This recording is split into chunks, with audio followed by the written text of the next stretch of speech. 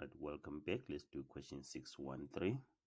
Given the linear pattern 2x plus 1, 3x plus 3, 4x plus 5, if the value of the 13th term of the pattern is 95, calculate the value of x.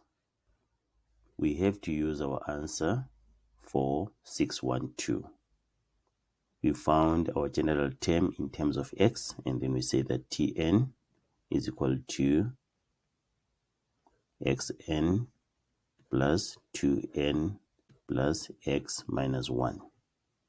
Now, if the term is 95 and it is the 13th term, so it means Tn is 95 and then term number is 13, so it's x times 13 plus 2 times 13 plus x minus 1.